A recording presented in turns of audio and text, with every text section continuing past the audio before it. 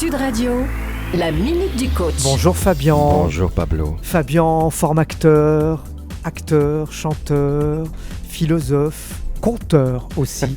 Tu nous racontes aujourd'hui l'histoire de Vicky. Oui, Vicky que j'ai eue en formation il y a de nombreuses années, que j'ai revue il y a quelques jours et dont l'histoire est assez singulière.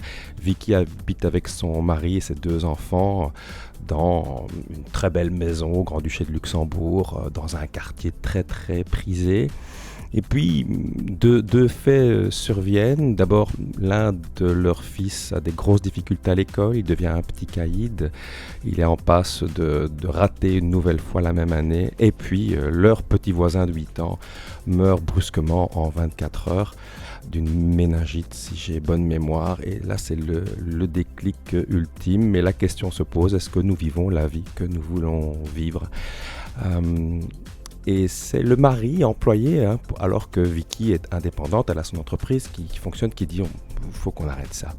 Ils décident alors de partir autour du monde et ils mettent 12 mois à préparer ce départ.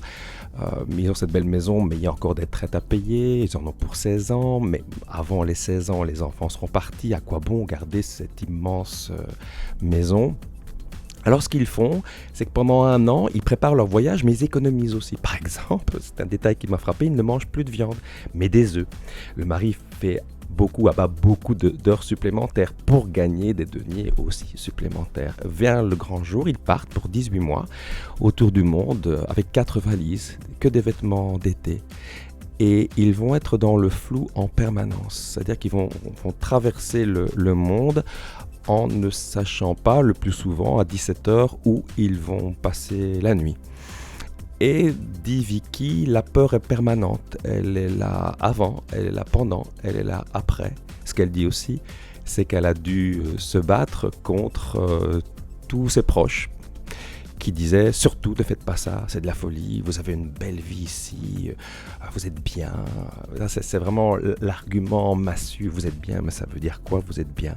C'est pas parce que matériellement vous êtes bien que mentalement vous êtes bien. Eux avaient besoin de cette respiration et ils ont traversé plusieurs états, parfois à l'aéroport, tiens tel avion est annulé parce qu'il y a un vortex polaire, on regarde vite où aller maintenant, tu vois, c'est le flou et en même temps l'aventure. Aujourd'hui, ils se sont fixés à Abu Dhabi.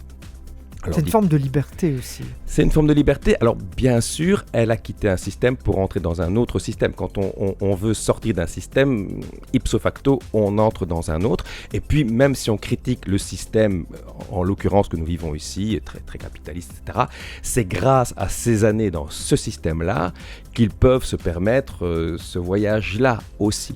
Et ce qui va se passer, c'est que le fils va se découvrir lui-même, il va se révéler à lui-même et le petit caïd devient un jeune vraiment très très bien, ouvert à l'autre, généreux. Quant à Vicky, elle nous dit, c'est ce qui m'a peut-être le plus touché, qu'elle a enfin découvert l'homme qu'elle aimait et vice-versa avec les facettes très chouettes et puis les moins chouettes. J'ai trouvé ça très très inspirant parce que quitter un système dans lequel on s'est peut-être engourdi, c'est probablement un exemple de courage. Et il faut parfois oser dans la vie. Oui. Merci beaucoup Fabien.